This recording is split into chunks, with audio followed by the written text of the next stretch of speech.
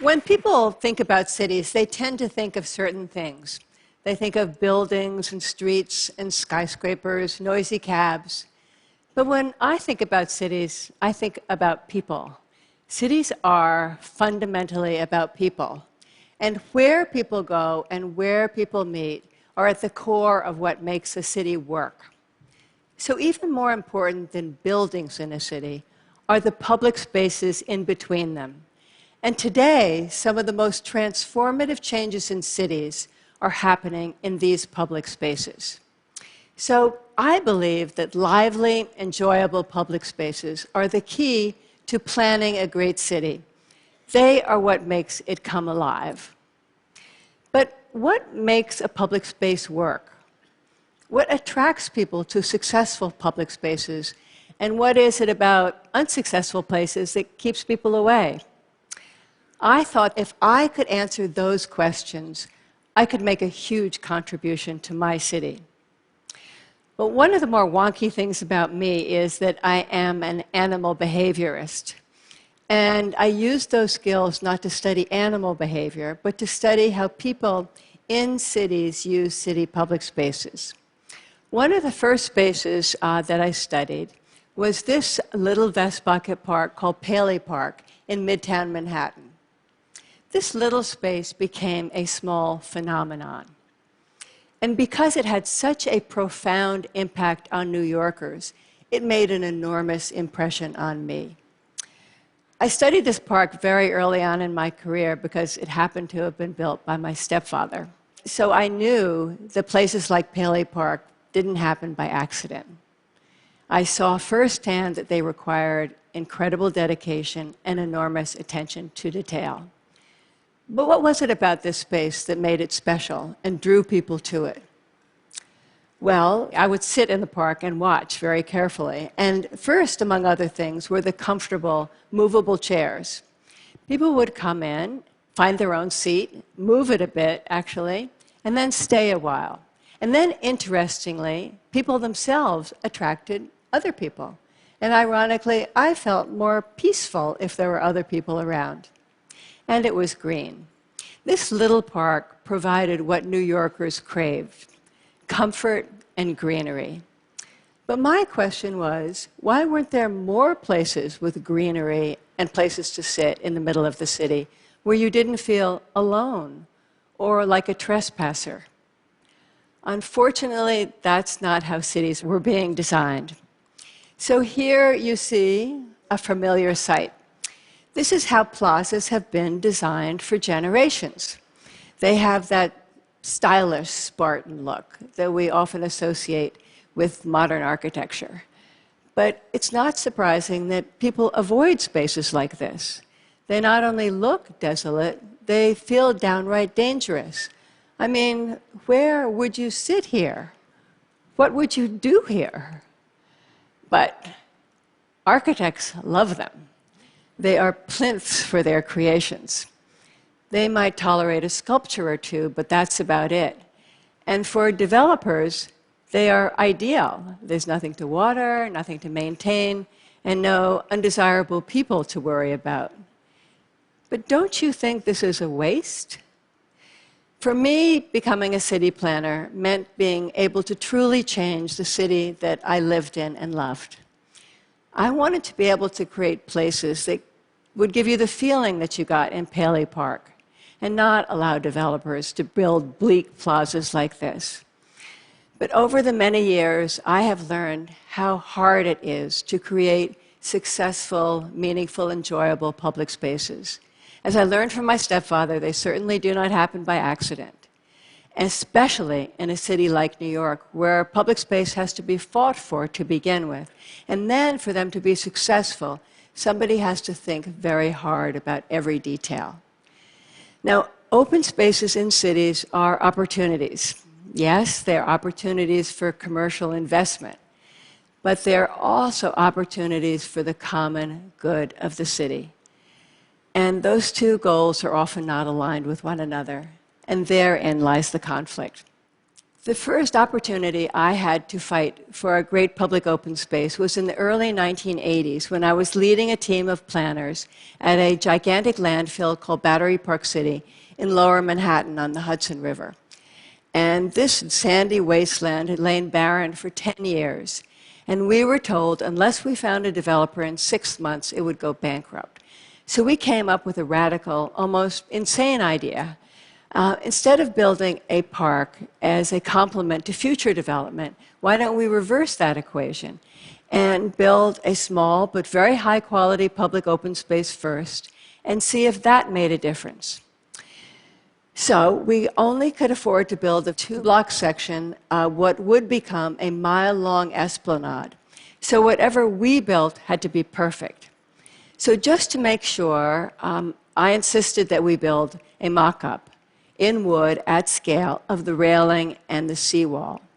And when I sat down on that test bench with sand still swirling all around me, the railing hit exactly at eye level, blocking my view and ruining my experience at the water's edge. So you see, details really do make a difference. But design is not just how something looks. It's how your body feels on that seat in that space. And I believe that successful design always depends on that very individual experience. In this photo, everything looks very finished. But that granite edge, those lights, the back on that bench, the trees and planting, and the many different kinds of places to sit were all little battles that turned this project into a place that people wanted to be. Now, this proved very valuable 20 years later when Michael Bloomberg asked me to be his planning commissioner and put me in charge of shaping the entire city of New York. And he said to me on that very day, he said that New York was projected to grow from 8 to 9 million people. And he asked me, so where are you going to put 1 million additional New Yorkers? Well, I didn't have any idea. Now, you know that New York does place a high value on attracting immigrants. So we were excited about the prospect of growth. But honestly, where were we going to grow in a city that was already built out to its edges and surrounded by water? How were we going to find housing for that many new New Yorkers? And if we couldn't spread out, which was probably a good thing, where could new housing go? And what about cars? Our city couldn't possibly handle any more cars. So what were we going to do? If we couldn't spread out, we had to go up. And if we had to go up, we had to go up in places where you wouldn't need to own a car. So that meant using one of our greatest assets, our transit system. But we had never before thought of how we could make the most of it. So here was the answer to our puzzle. If we were to channel and redirect all new development around transit, we could actually handle that population increase, we thought. And so here was what we really needed to do. We needed to redo our zoning. And zoning is the city planner's regulatory tool, and basically reshape the entire city, targeting where new development could go and prohibiting any development at all in our car-oriented suburban-style neighborhoods. Well, this was an unbelievably ambitious idea. Ambitious because communities had to approve those plans. So how was I going to get this done? By listening. So I began listening. In fact, thousands of hours of listening, just to establish trust. You know, communities can tell whether or not you understand their neighborhoods. It's not something you can just fake. And so I began walking. I can't tell you how many blocks I walked in sweltering summers and freezing winters, year after year, just so I could get to understand the DNA of each neighborhood and know what each street felt like. I became an incredibly geeky zoning expert, finding ways that zoning could address communities' concern.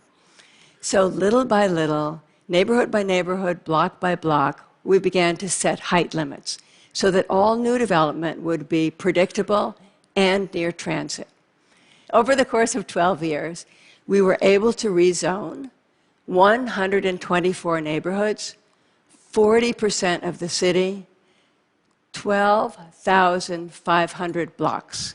So that now 90% of all new development in New York is within a 10-minute walk of a subway. In other words, nobody in those new buildings needs to own a car. Well, those rezonings were exhausting and enervating and important, but rezoning was never my mission. You can't see zoning, and you can't feel zoning. My mission was always to create great public spaces. So in the areas where we zoned for significant development, I was determined to create places that would make a difference in people's lives. Here you see what was 2 miles of abandoned, degraded waterfront in the neighborhoods of Greenpoint and Williamsburg in Brooklyn. Impossible to get to and impossible to use. Now, the zoning here was massive, so I felt an obligation to create magnificent parks on these waterfronts. And I spent an incredible amount of time on every square inch of these plans. I wanted to make sure that there were tree-lined paths from the upland to the water, that there were trees and plantings everywhere, and of course, lots and lots of places to sit. Honestly, I had no idea how it would turn out. I had to have faith, but I put everything that I had studied and learned into those plans. And then it opened, and I have to tell you, it was incredible. People came from all over the city to be in these parks. I know they changed the lives of the people who lived there, but they also changed New Yorkers' whole image of their city. I often come down and watch people get on this little ferry that now runs between the boroughs. And I can't tell you why, but I'm completely moved by the fact that people are using it as if it had always been there. And here is a new park in Lower Manhattan. Now, the water's edge in Lower Manhattan was a complete mess before 9/11. Wall Street was essentially landlocked because you couldn't get anywhere near this edge. And after 9/11, the city had very little control. But I thought if we went to the Lower Manhattan Development Corporation and got money to reclaim this 2 miles of degraded waterfront, that it would have an enormous effect on the rebuilding of Lower Manhattan. And it did. Lower Manhattan finally has a public waterfront on all 3 sides. I really love this park. You know, railings have to be higher now, so we put bar seating at the edge. And you can get so close to the water, you're practically on it. And see how the railing widens and flattens out so you can lay down your lunch or your laptop. And I love when people come there and look up and they say, wow, there's Brooklyn, and it's so close. So what's the trick? How do you turn a park into a place that people want to be? Well, it's up to you, not as a city planner, but as a human being. You don't tap into your design expertise, you tap into your humanity. I mean, would you want to go there? Would you want to stay there? Can you see into it and out of it? Are there other people there? Does it seem green and friendly? Can you find your very own seat? Well, now, all over New York City, there are places where you can find your very own seat. Where there used to be parking spaces, there are now pop-up cafes. Where Broadway traffic used to run, there are now tables and chairs. Where 12 years ago sidewalk cafes were not allowed, they are now everywhere. But claiming these spaces for public use was not simple, and it's even harder to keep them that way. So now I'm going to tell you a story about a very unusual park called the High Line. The High Line was an elevated railway.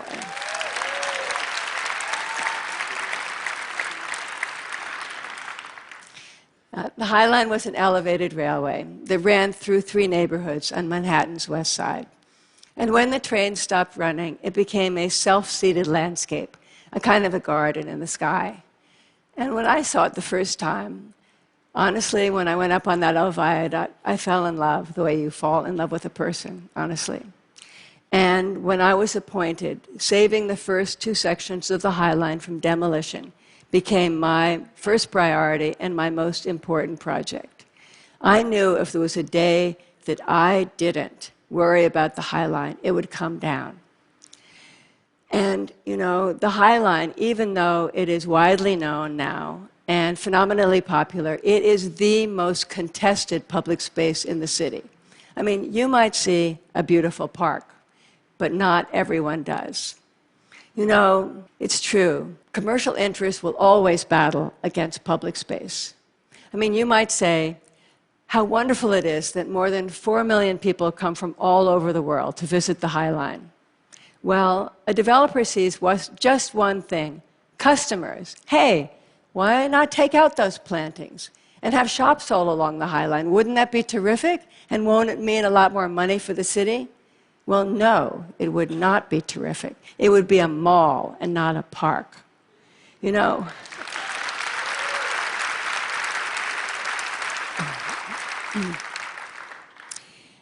you know what? It might mean more money for the city, but a city has to take the long view, the view for the common good. Most recently, the last section of the High Line, the third section of the High Line, the final section of the High Line, has been pitted against development interest, where some of the city's leading developers are building more than 17 million square feet at the Hudson Yards. And they came to me and proposed that they temporarily disassemble that third and final section. Perhaps the High Line didn't fit in with their image of a gleaming city of skyscrapers on a hill. Perhaps it was just in their way. But in any case, it took 9 months of non-stop daily negotiation to finally get the signed agreement to prohibit its demolition. And that was only 2 years ago. So you see, no matter how popular and successful a public space may be, it can never be taken for granted. Public spaces always, this is the same, public spaces always need vigilant champions, not only to claim them at the outset for public use, but to design them for the people that use them, then to maintain them, to ensure that they are for everyone, that they are not violated, invaded, abandoned, or ignored. If there is any one lesson that I have learned in my life as a city planner, it is that public spaces have power. It's not just a number of people using them, it's an even greater number of people who feel better about their city just knowing that they are there. Public space can change how you live in a city, how you feel about a city, whether you choose one city over another. And public space is one of the most important reasons why you stay in a city. I believe that a successful city is like a fabulous party. People stay because they are having a great time. Thank you.